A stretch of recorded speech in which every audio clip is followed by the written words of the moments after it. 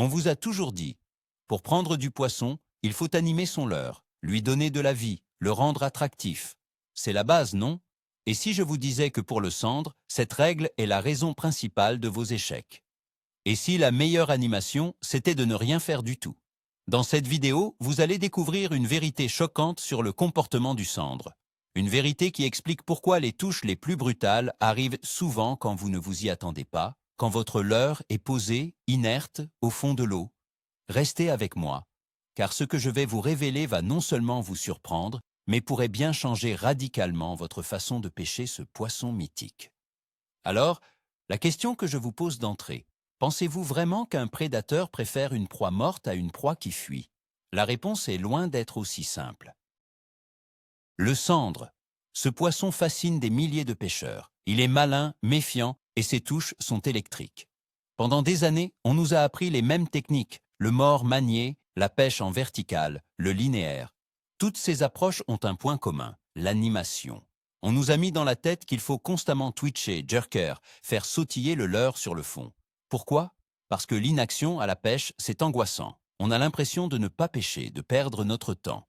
Cette croyance est tellement ancrée qu'on ne la remet jamais en question. On continue de faire des milliers de lancers en appliquant les mêmes schémas appris il y a 10, 20 ou 30 ans. Mais le cendre, lui, n'a pas lu nos manuels de pêche. Son instinct de prédateur obéit à des règles bien plus subtiles et aujourd'hui, on va les décrypter ensemble.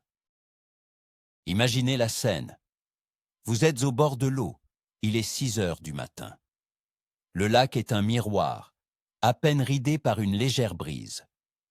Vous avez monté votre leurre souple favori, un shad couleur chartreuse, parce qu'on vous a dit que c'est une valeur sûre. Vous lancez, vous laissez couler, et dès que le leurre touche le fond, le balai commence. Une tirée, 2 tours de manivelle, pause de 2 secondes.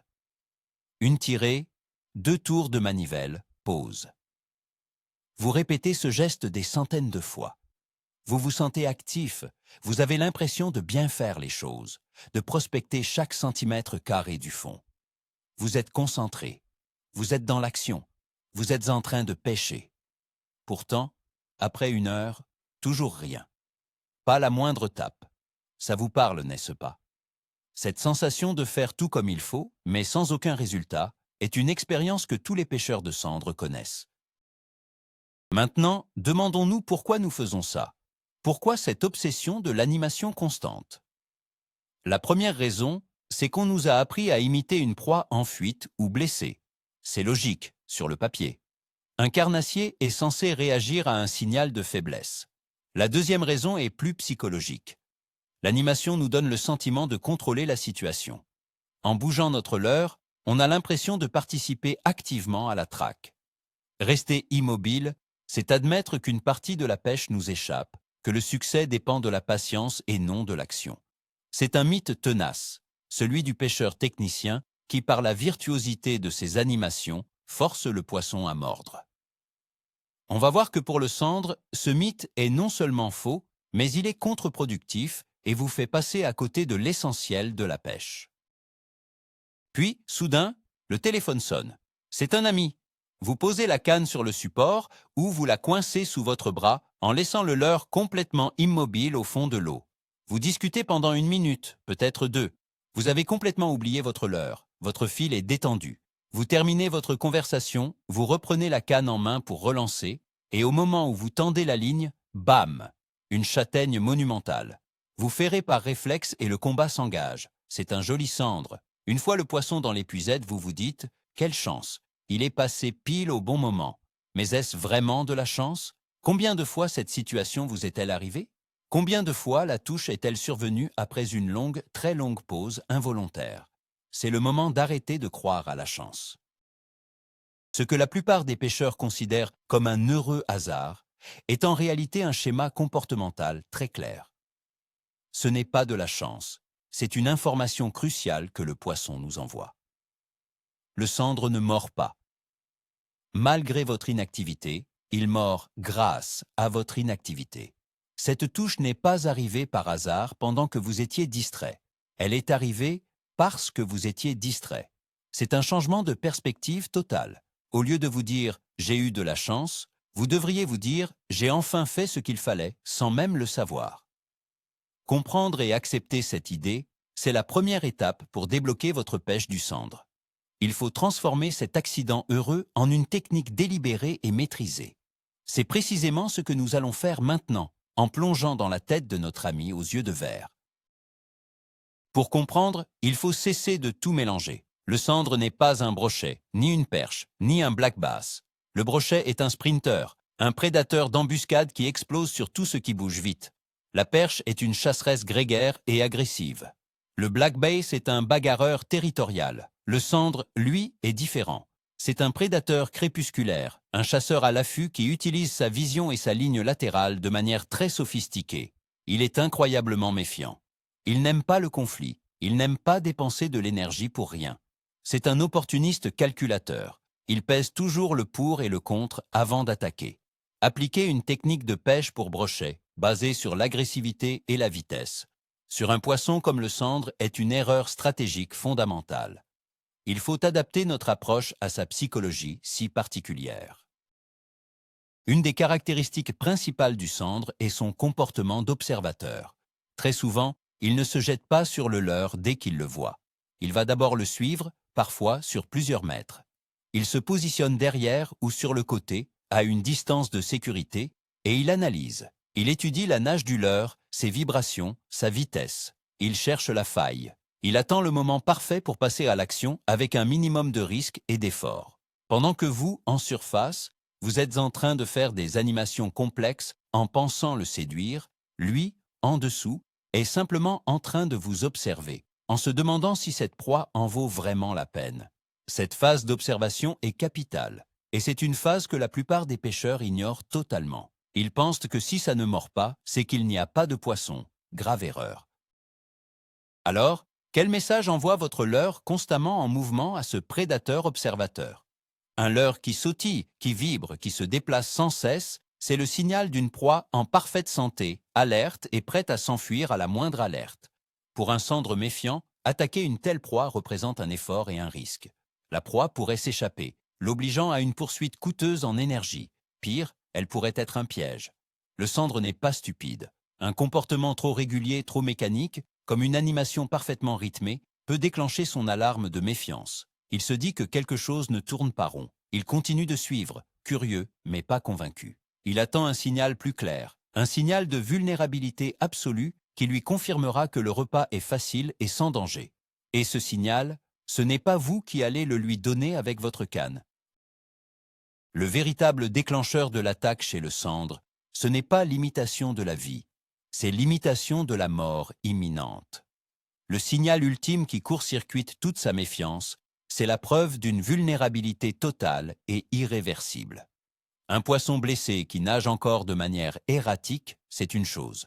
Un poisson qui vient de rendre son dernier souffle et qui tombe inerte sur le fond, c'en est une autre. C'est le jackpot pour un prédateur opportuniste.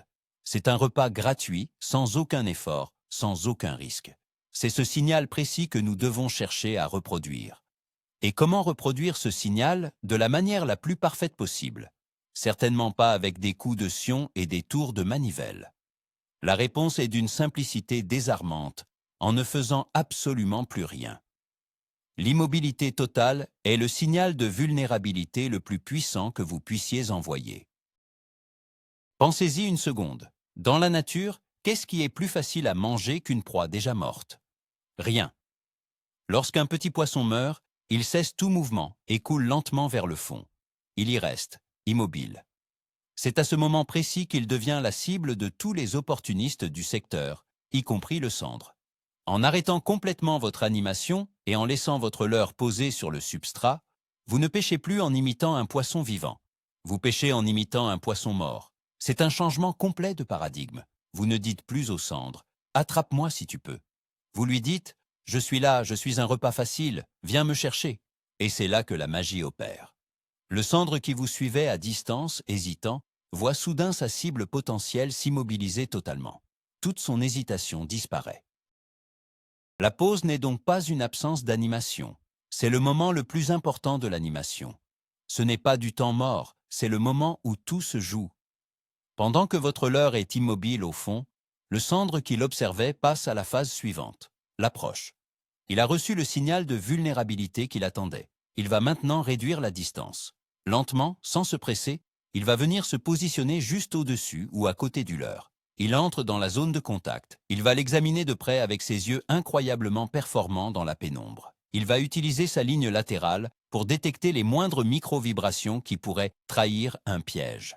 Pendant cette phase, en surface, vous ne sentez absolument rien. Vous avez l'impression qu'il ne se passe rien. Pourtant, sous l'eau, c'est le moment le plus tendu de toute la séquence. Fermez les yeux et visualisez la scène sous-marine. Votre leurre souple est posé sur un fond de sable. Il est parfaitement immobile. Une ombre se détache d'un amas de roches à proximité. C'est un cendre de belle taille. Il glisse vers votre leurre, sans un bruit. Ses grandes nageoires pectorales lui permettent de faire du surplace avec une précision incroyable. Il est maintenant à quelques centimètres. Ses yeux vitreux fixent l'appendice caudal de votre shad. Il est en mode analyse totale. Il attend. Il attend de voir si cette chose va bouger. Est-ce un vrai poisson mort ou est-ce une supercherie? Chaque seconde qui passe avec votre leurre restant parfaitement inerte renforce sa conviction que c'est une proie authentique et sans danger. Il se prépare à passer à l'étape finale avant l'attaque, le test de contact. Avant d'engamer franchement, le cendre va souvent procéder à un dernier test. C'est une phase que très peu de pêcheurs connaissent. Il va venir délicatement pousser le leurre avec son museau. C'est une sorte de coup de nez, un contact très subtil. Il fait ça pour vérifier la réaction de sa proie. Un vrai poisson, même mourant, aurait un dernier spasme, une petite réaction de fuite. Un caillou ou une branche ne réagirait pas de la même manière qu'un corps souple. Il teste la texture, la consistance. À ce moment précis, en surface, vous ne sentirez probablement qu'une toute petite toque à peine perceptible si vous êtes extrêmement concentré. Beaucoup de pêcheurs pensent que c'est un petit poisson ou qu'ils ont touché un obstacle. En réalité, c'est un cendre de 80 cm qui est en train de goûter votre leurre avant de le manger.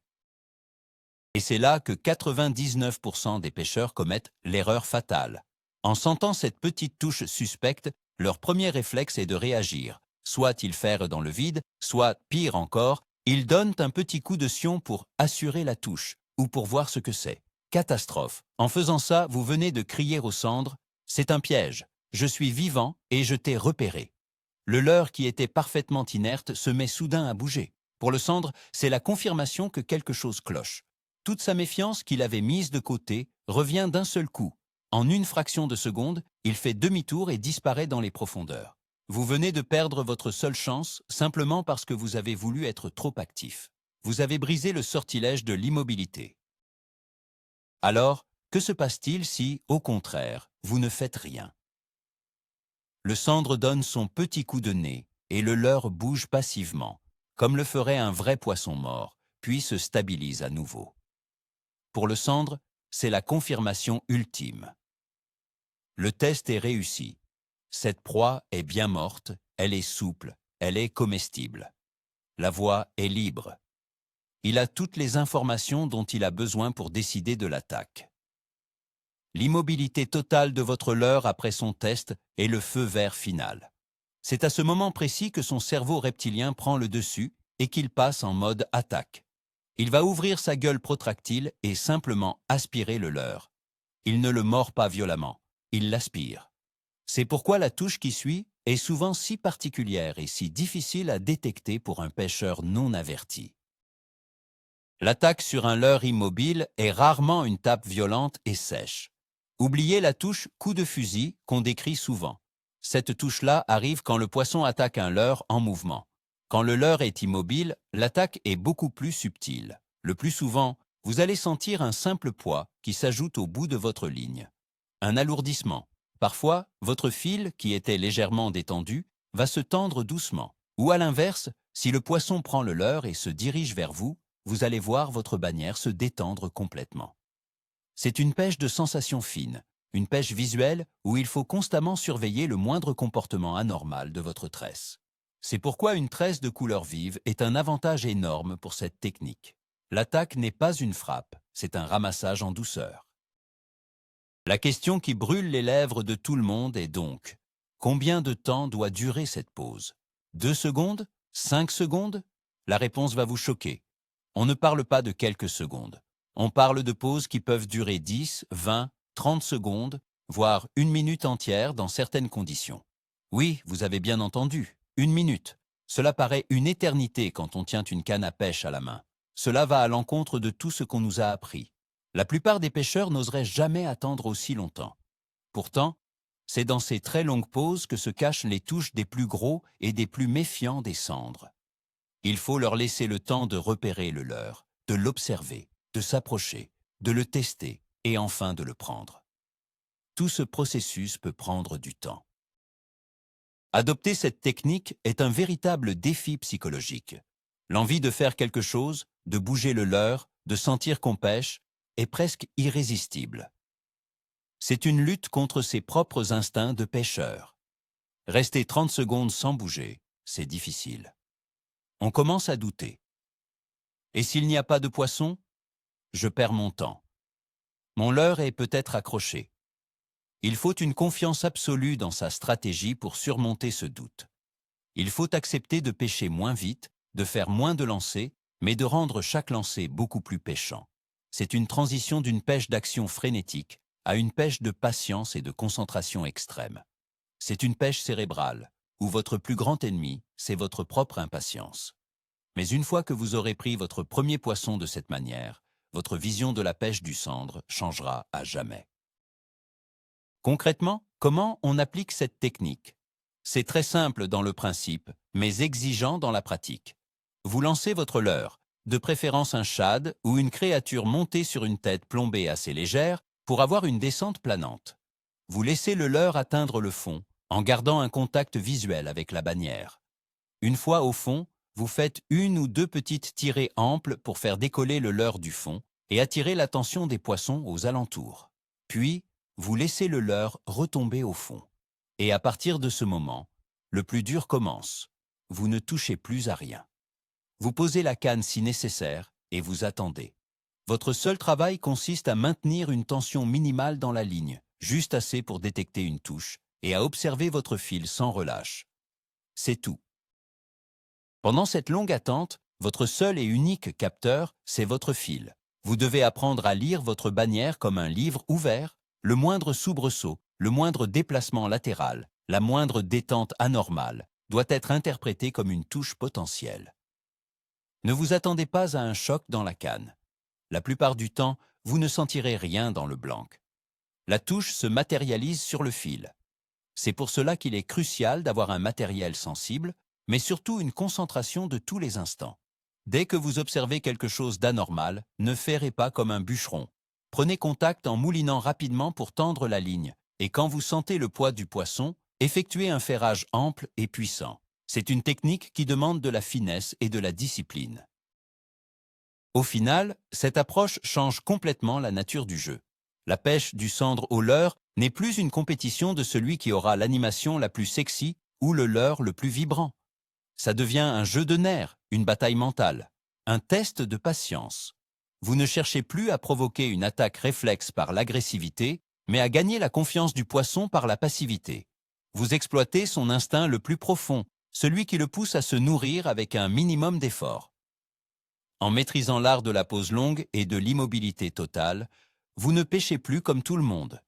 Vous entrez dans une dimension plus subtile de la pêche, où l'observation et la compréhension du poisson l'emportent sur l'agitation stérile. Et croyez-moi, les résultats sur les poissons éduqués et les gros spécimens sont tout simplement spectaculaires. Pour résumer, ce qu'il faut retenir est simple mais révolutionnaire. Pour le sandre, l'animation ne sert qu'à amener votre leurre dans la bonne zone. La véritable phase de pêche, le moment où tout se joue, c'est la pause. Et pas une pause de 2 secondes, mais une pause longue, totale, absolue. Le moment clé, le « aha moment » de cette vidéo, c'est de comprendre que vous n'imitez pas une proie vive, mais une proie morte. C'est ce changement de mentalité qui fait toute la différence. Vous ne provoquez plus, vous offrez. Cela change tout car ça vous oblige à ralentir, à être plus attentif et à faire confiance à l'inaction. C'est une approche qui demande de la discipline, mais qui vous donnera accès à des poissons que les autres ne toucheront jamais. Merci infiniment d'avoir regardé cette vidéo jusqu'au bout. Si cette approche a bousculé vos certitudes, mettez un gros pouce bleu. Abonnez-vous pour ne pas rater les prochaines stratégies et surtout, partagez votre expérience. Et je termine avec une question pour vous. Quelle est la plus longue pause que vous ayez jamais osé faire? Et est-ce que ça a payé? Racontez-moi tout ça dans les commentaires. J'ai vraiment hâte de vous lire.